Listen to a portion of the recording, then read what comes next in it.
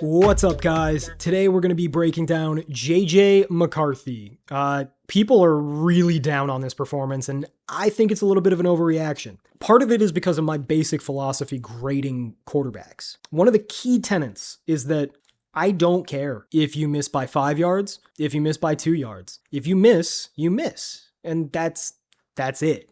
Close only counts and horseshoes, hand grenades, and, one other thing that probably isn't repeatable in good company. JJ McCarthy has a problem where when he misses, it looks really ugly, but the misses aren't that much more frequent than anybody else. In fact, the NFL average amongst starting quarterbacks is 70.6% accuracy, and in this game that people are so upset with JJ McCarthy about, he was 66.7% accurate. It's damn near the league average. And when it comes to throwing difficult passes, McCarthy's actually better than the average. If you strip out routine balls, JJ McCarthy's accurate on 45.5% of his passes, and the league average is 40.8. So, the guy's as accurate as your average quarterback. Maybe a little bit less, but he's still very young. It's only his 5th start. The problem is that a lot of people overreact to those nasty misses, those frustrating, oh, how could you miss that type misses? And I don't think that that's proper logic. I think that ignores the fact that a miss is a miss is a miss. Nobody's going to give you 10 extra yards because you only missed by a couple inches. You either missed or you didn't. I think JJ McCarthy is struggling to think at the speed of the NFL game. And again, that makes sense. He got fewer reps in college than almost anybody else. He's only 22 years old, and he's played 5 games in 2 years. Of course his mental clock is slower than it should be. It's going to take some time to catch up. I think he shows more than enough potential, especially in situations where his mind can kind of go into a flow state. End of half, end of game situations where they're running no huddle, simpler plays against simpler defenses. JJ McCarthy understands what he's looking at better, and he handles it better. Now, I'm not saying this means JJ McCarthy's going to be a star. I never thought he would be. But I thought he could be a low-end franchise quarterback, and I still do. In fact, I think that in this system, the potential is even better than that. There's a lot of Zach Wilson in his game. But Zach Wilson was a multi-year starter at BYU who beat up on D2 teams. JJ McCarthy was a 1.5-year starter at Michigan, kind of 2 years, but they barely ever did anything. So I don't consider it a full 2 years of experience. And he's still just catching up. I think that there's plenty for him to build on. This particular game, I gave him a C, maybe a C-.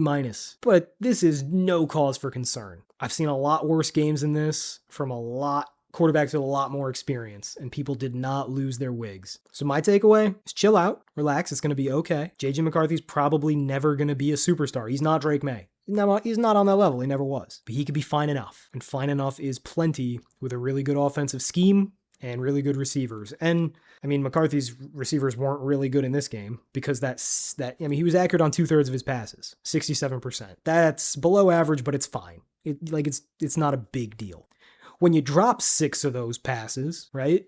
When you're 20 accurate passes on 30 aimed attempts, when that becomes 14, yeah, that's really bad. But it's not his fault. Those drops are what are doing him in. The drops will stop. Justin Jefferson didn't forget how to play football. TJ Hawkinson didn't forget how to catch. Jordan Addison may have forgotten to catch, but I think he can be salvaged. And JJ McCarthy's learning. And hopefully he's, his brain speeds up the way we've seen Arch Manning, right? Arch Manning's no stud. I hated him to death when he first started this season.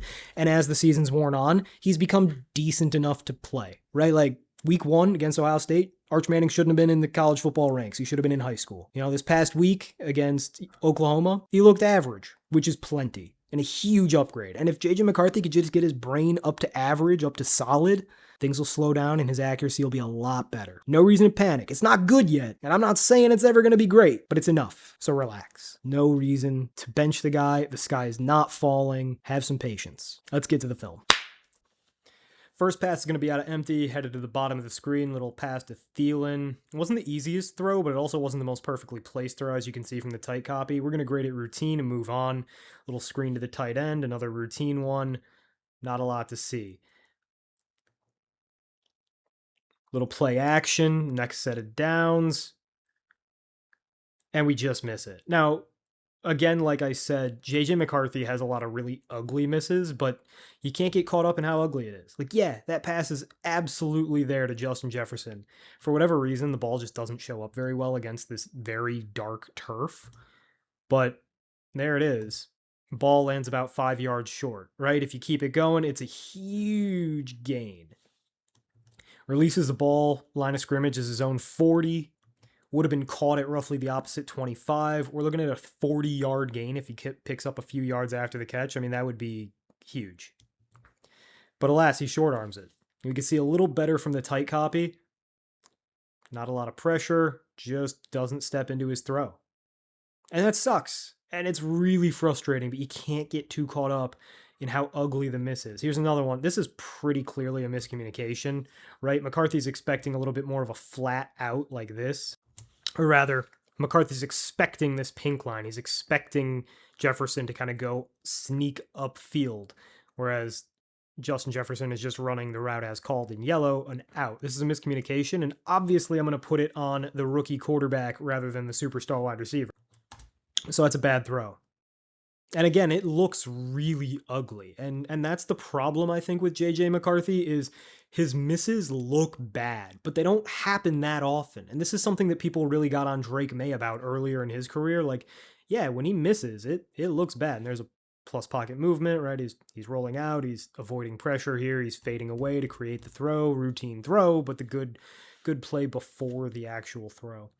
But yeah, this is something that people really ragged on Drake May for too, is like, oh, his misses are so ugly. Well, yeah, but who cares how ugly they are? As long as they're not in harm's way and as long as they don't happen frequently, I don't care if you miss by 5 yards or 30. Now, here, McCarthy steps up. He probably doesn't need to. He probably could have set his feet and made this throw a little easier on himself. And that's something you want to see him clean up because that inconsistency of accuracy, that imprecision, that usually tends to be caused by inconsistent mechanics. Here, though, as you can see, and this is why I'm not a stickler for mechanics, he throws this with terrible mechanics, and the ball is perfect. And this is an elite throw, by the way, right? Line of scrimmage is the 40. It is 3rd and long. McCarthy steps up, and from, again, line of scrimmage 40, throws a strike to the opposite 31.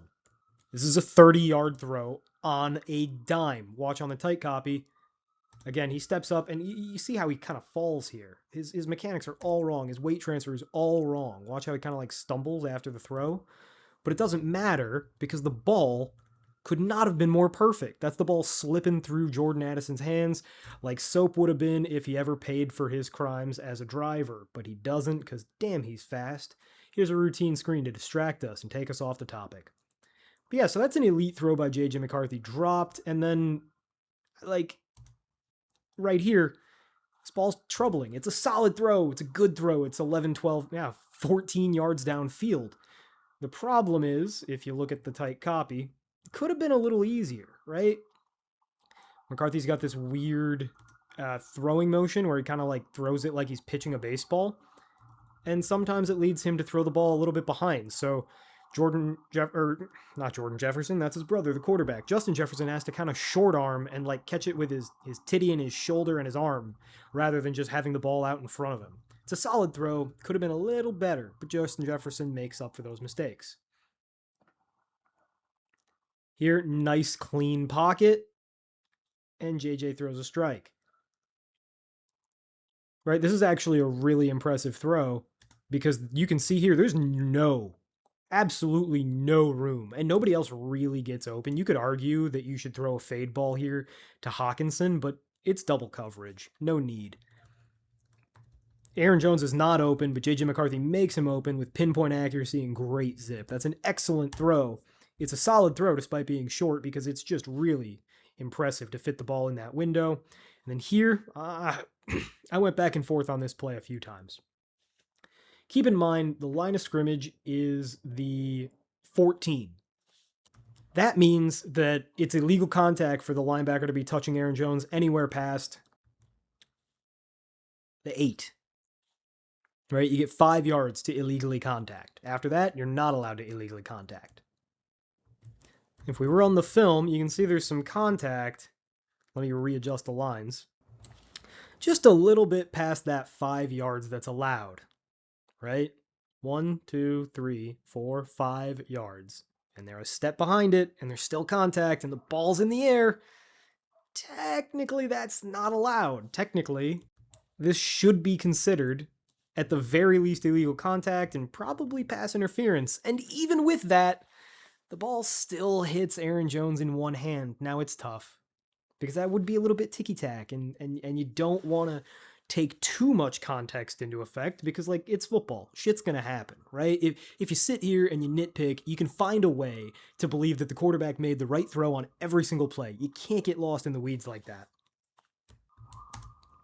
That being said, that's a tough play to grade because it's almost a great throw, and if not for some questionable illegal contact, questionable DPI, that's a really great throw for a touchdown, right? Again, that's pretty clearly illegal contact and possibly pass interference.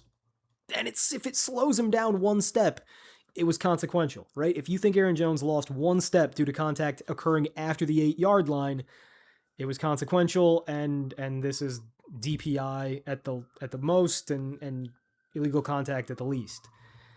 But nonetheless, we grade it bad because we got to be harsh on guys that we are kind to, right? Like, I think JJ McCarthy's better than most do these days, and therefore I have to be extra hard on him. And we missed a routine throw, and so did Aaron Jones right here. I mean, this could not be any easier. Wunk. I mean, that's 1 of 6. 1 of 6 drops in this game on only 30 throws. So JJ McCarthy, if he was perfect, would have been 24 of 30. Still not that impressive. Routine throw. The drops really suck, but so do some of these pickable balls. And, like, I get it. You're stepping up. You don't need to step up. You have a clean pocket. But JJ McCarthy always steps up. It's part of his throwing motion, right? He throws like a pitcher. He doesn't throw like a quarterback.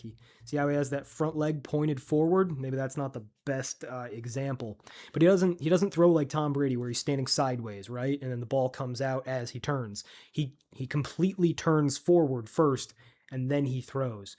And because of that, he walks himself into pressure while throwing a lot. Like, he causes himself to be hit while throwing. And if he hadn't done that, this might have been an accurate ball. I mean, it would still be into double coverage, but at least it would have been over the top of Byard's head. Maybe he has a harder time making the play. It's a pickable ball, and it's largely because JJ McCarthy has this weird throwing motion. We'll see it better here. All right, we'll watch it once clean, and then I'll show you how he does this. So yeah, there's your pickable. But right here, if JJ McCarthy just snaps this off and throws it from there, he's got a very clean pocket. Nobody's contacting him. He will be fine. But as you can see, he kind of steps up. It's a little bit being afraid of the rush. And as he throws from one leg planted forward with all of his body weight straight, it causes him to walk himself into this defensive tackle. If he had thrown from his original drop back depth, he would have been fine. But because he walks forward, because that's just how he throws, it causes him to be hit while he throws the ball, leading the ball to be underthrown and behind. And that is a recipe for a pick. It's a pickable ball. And it's not necessarily that he's inaccurate so much as it is that his mechanics are dumb and need to be fixed, and honestly, I don't think they can be. Here, McCarthy throws through a little bit of pressure, but mostly he just misses this wide open wheel route to Hockenson, and this is the problem.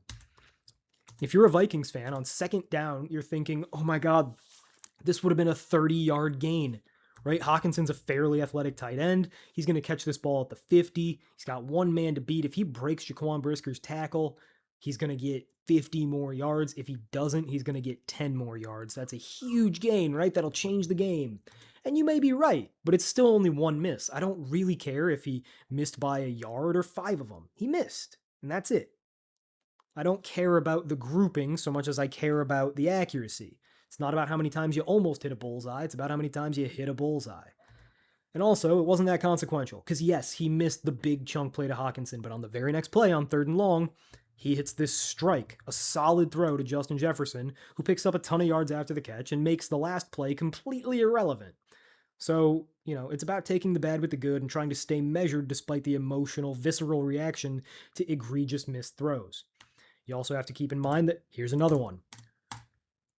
Really good throw. 13-yard throw on the hands of a veteran possession receiver. But alas,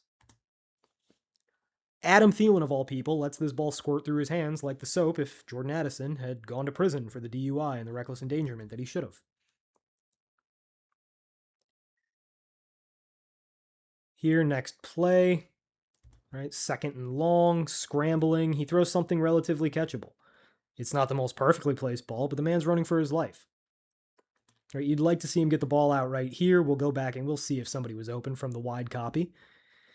But as it stands, I mean, he's running and throwing. He's about to be crunched. And he throws a ball that's in the hands. I mean, it's not an easy catch. I wouldn't say it's a drop, but it certainly was catchable. And it certainly should have been caught, and it wasn't. Now let's see if there's anybody open at the top of JJ's drop, because he's a young quarterback, and whether or not they're seeing guys is just as important as whether or not they're hitting guys. So here at the top of his drop, yeah, he could throw a drive ball up here. Now, you're going to have to worry about the throwing lane with this linebacker, but you've also got Hawkinson back out in the flat. Never mind, I've been breaking down the wrong pre-snap read. This is what happens when I don't give myself enough lead up in the pre-snap area. Here, JJ McCarthy is actually, he's reading the wrong side of the field. Let me explain. So at the top of the route, we're going to have basically a smash over here, or that's not even a smash. It's kind of a smash. And then we're just going to have a deep comeback and a little hook. And really, what McCarthy should be doing is hitting, I believe it's Naylor, whoever number 1 is. I think it's Naylor. He's running this out. It's kind of a corner. It's a little bit rounded. I can't tell exactly what it was drawn up like in the playbook, but as you can see, it is open. And McCarthy's just reading the wrong side of the field. He's starting in the middle. He's probably reading cover 4, but in reality, it's cover 3. And frankly, you have a cornerback misplaying the ball on the top of the screen. Or not the ball, but the receiver. So McCarthy, thinking that it's probably cover 4, is looking over the middle of the field. He's looking to see if he can pull apart these linebackers and get his tight end on the hook. It's cover 3, gives him less options in the middle of the field, and therefore he's just wrong. And it's fine. He still has a check down to his running back, but look what happens at the top of the screen if McCarthy just throws that corner. And actually, before we do that, keep in mind that like this interplay between these two routes is supposed to function like this, right? This corner down here is responsible for this bubble, which means that when this receiver runs his in, this corner is going to give up on him. But this corner is also not going to get deep to cover the corner route, that is. So really, you're creating a dilemma where Hawkinson is killing this zone, and this corner here is forced to choose, is he going to run with the corner, which is what he's supposed to do, or is he going to step up and take away the dig? Either way, somebody has to be wrong. And McCarthy isn't recognizing that because he thinks it's cover 4. That's his issue. So as you can see, it works out kind of how we were expecting.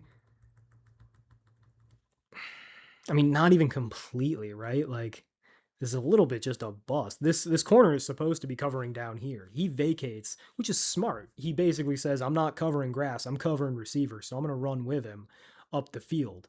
But this corner, who's just trying to get deep on cover 3, he fucks the family dog. I mean, he really screws the pooch. And he just completely misplays it, but McCarthy's not looking that way. He never came off of the bottom half of the field because he really thought he was going to get to pull apart the linebackers with his tight end. And when he escapes pressure, he floats it up to his running back, and that's probably the best he can do given what's going on in the play. And it would have made it 3rd and short, right? It would have made it 3rd and 4. I mean, 3rd and 5, 3rd and 6. So it's not the worst thing. But part of it is you'd like to see McCarthy process a little better, and part of it is, hey, somebody's got to do something and get open. Next play. This is tough. This is tough because McCarthy's got what he wants. All right, it's cover 3 again, and this time McCarthy's trying to kill it long. Right, you see this nice out and up by Addison. Watch Addison at the top of the screen. Runs to the 25, runs like he's running an out. Everybody bites. He turns upfield, and right here, when McCarthy lets go of the ball, it's a touchdown. Except McCarthy just babies it. He doesn't put enough air on it. If McCarthy throws this further downfield, it's a touchdown. But he underthrows it. And there's really no excuse. And like, hey, it's a great play by the corner. It's a great play. This ball gets thrown this poorly on a deep route 10 times a week. And it's usually not picked. It's usually just bad. But it doesn't change the fact that this is a pickable ball, it's a bad ball, and it turned a touchdown into something less. And to make matters worse, you're not going to want to watch what number 1 is doing. Right? The whole top of the screen, everybody wins. When Addison runs the out and up, everybody bites on the out, which opens up the sail route underneath it perfectly. It's more of a wrap, but whatever. Sail, wrap, it's 90% the same thing. McCarthy's got a clean pocket. He's got number 1, Naylor, a wide open receiver at the 15 for a first down and a nice gain. And hell, it's a really fast receiver with just one man to beat. That's probably a touchdown. And he's also got Jordan Addison deep in the end zone. Touchdown. Failure. See how he has to stop and throttle down? He put that ball 5 yards further downfield, man. 5 yards further downfield, it's a jogging touchdown. 8 yards further downfield, it's perfect. He just misses. Hell, if he puts it 1 yard further downfield, it's probably a jump ball caught by the receiver, or at least not a pick. But he fucks up. Interception on a deep ball. And here's a little routine one. Yeah, it's at the end of the first half. So that one's barely even worth grading. Here's another one. Just frustratingly bad, right? Like, it's one miss. It doesn't matter if he misses by 3 yards over Justin Jefferson's head, or if he just puts it 1 inch too far outside his grasp. It doesn't make a difference to me, because he's just missing. But it looks bad. And a lot of Vikings fans are probably viscerally angry and emotionally frustrated by that pick. By that miss. And it doesn't help that the very next play is a pick on what should have been a touchdown. Right, again. Jordan Addison, yet again, out and up. Right? He runs the out at the 40 and he goes up. And he's in double coverage, but nobody's there, right? Like, Brisker's trying to get there. He's way late. The corner is cooked, burnt toast. Scrape it with a knife. It is blackened. And if that ball is placed at the 40-yard line or maybe the 35, touchdown. Instead, placed at the 39. Right? I'm always terrible at judging these things. Like, I see it from the field view, but from the wide copy, I never get it. Put that ball at the 35. Put that ball at the 30. You got so much room. Put some air under that thing. But instead he throws a line drive and it's underthrown and it's terrible. And again, worst part is Justin Jefferson's wide open too on that sail. Right? Look right at the center of the fucking Viking head. He's wide open. There's so much here. There's a touchdown to Addison. There's a huge gain to Jefferson. There's pretty good protection. But 2 things happen. One, 76 gets kind of like tripped up and backs into McCarthy. And rather than reset his feet or slide, McCarthy just stands still. And that typically tends to happen when a quarterback is just overwhelmed mentally. You saw it a lot with Arch Manning earlier this year at Texas. They just freeze. Here, JJ kind of freezes, causing himself to be hit by his own blocker. But also, further, like I said, it's that step forward motion, right? Like, if Tom Brady has a quick release. JJ McCarthy has a dumb release. Tom Brady throws from right here. He moves maybe 2 inches forward during the course of his throw. When McCarthy begins his throw, he's right on that, 25-yard line? 20-yard line? Yeah, he's on the 20-yard line. By the time he finishes his throw, his entire body is at the 20. And it gets hit, and that's why the ball's underthrown. So yeah, it's tough to throw through pressure. It's tough to throw while being jostled and hit. 1, gain some weight, JJ. 2, take 2 steps to your left. It adds a foot to your throw, and you get a clean pocket. And JJ's got a strong arm. He can zing that thing from a clean pocket. No, that ball should have been 10 yards further downfield, and it's not because McCarthy managed the pocket improperly, which is something we keep seeing.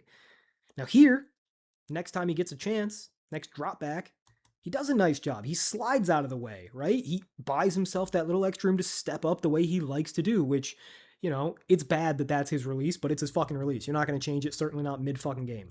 And he puts this ball in a perfect spot. You don't want to put the ball any further. Like, I know people are going to say, oh, you got to lead him. Well, we got to look at the throwing lane, right? He throws the ball on this pink line. And it's a little bit of a stop throw. It's a little high. Jefferson has to jump for it, but let's see what would happen if he didn't put the ball where he did. If JJ leads Jefferson the way he should like that, you got a defender who can smack that ball out of the air. You got a safety who's going to take that extra step that you've afforded him, and he's going to put a big hit on Jefferson. And you're putting him in harm's way to get Mulachi crunch. That's when you double team from each side, like a sandwich. Overall, I think the ball play is pretty good.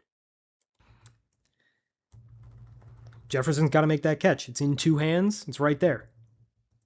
He drops it before he's contacted. Now, if he gets crunched and he gets hit and he drops it because of that, fine. That happens. But you're Justin Jefferson. Make the fucking catch.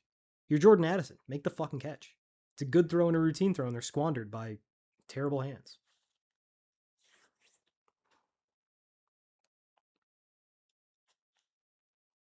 I got to see the tight copy. For whatever reason, this particular coach's film, it's impossible to see the ball. Yeah, nah. There's a little bit of a hold, but it's a bad ball. See, Hawkinson at the top gets a little bit held, but not really. It's just a bad ball. Here, McCarthy does a good job. He understands he's got pressure. He's hot. He doesn't care. He throws through it. Good throw.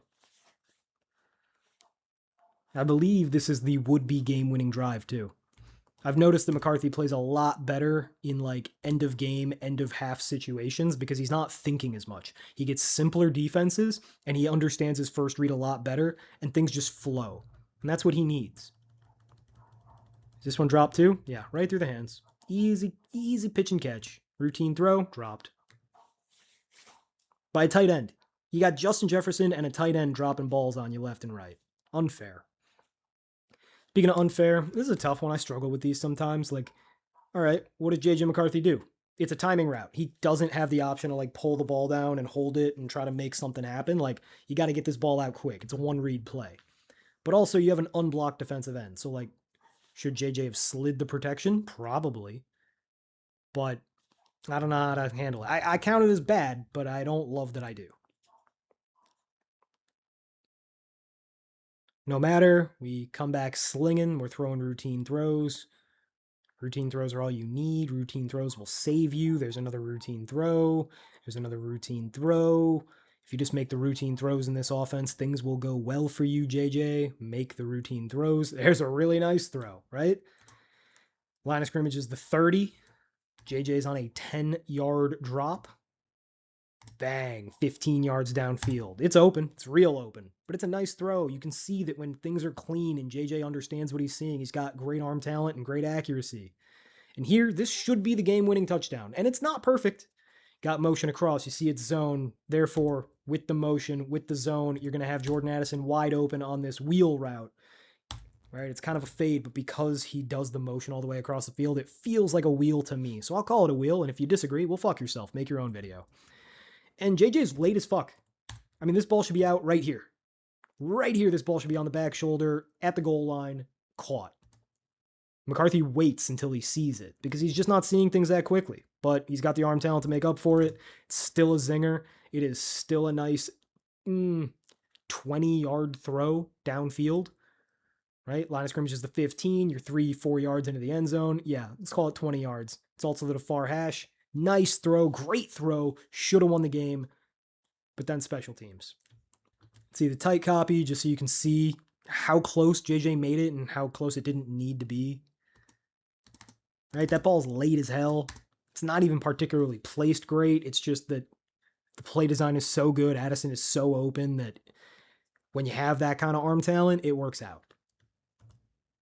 All in all, like I said, JJ McCarthy was fine. It's not good. I'm certainly not thrilled. And if I'm Kevin O'Connell, I'm pretty frustrated. But it's not that I think Daniel Jones would be any better. Might look a little cleaner. The misses might be a little closer, but it doesn't change the fact that it's not going to look better. Once again, I think that I strongly caution against differentiating how bad of a miss a pass was. There's a guy on Twitter who's, I don't want to say copied, but he uses my system of grading, and I have nothing against that. I actually really appreciate it. When I can't grade a game myself, I can usually take his evaluations to be fairly close to what I would find. His name is, I think he goes by Clapped Dan, and he's a Vikings fan, and he's furious. He can't stand JJ McCarthy, but part of it is because he's bastardized my system a little bit.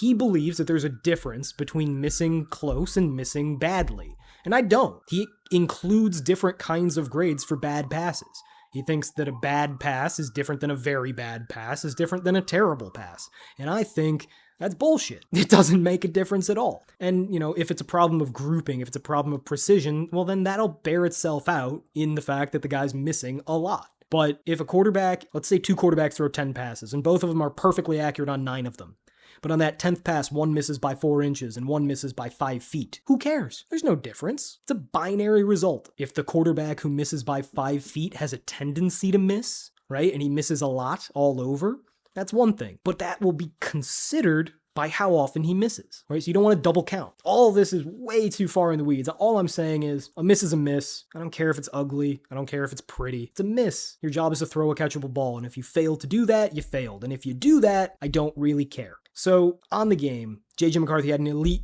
deep throw to Jordan Addison. If he catches it, it's probably a touchdown. It was dropped. Probably changes how you view the game if Addison catches that ball and keeps running. He had 2 great throws. One of them gave him the lead with under a minute left in the game. And if not for some special teams gaffes, the Vikings probably win that game. But we don't live in that world. He had 5 good throws. I think 3 of them were dropped. He had 12 routine throws. 2 of them were dropped. He had 7 bad throws. And yes, 3 or 4 of them were egregious misses. Like, wide open, what the fuck are you doing? You missed by so much. Bad misses. I don't care. They're the same as the close misses to me. And he had 3 pickable balls, which is crazy, right? Especially because all 3 of those pickable balls were otherwise huge plays, right? He probably took 2 touchdowns off the board on deep balls and gave them to the Bears. And the other one would have been like a 15, 20-yard gain that he threw while being hit. And he gets hit because of his mechanics. So that's his fault. Not the offensive line was really good. You take away those interceptions, we're looking at a really good game. If he just avoids interceptions altogether,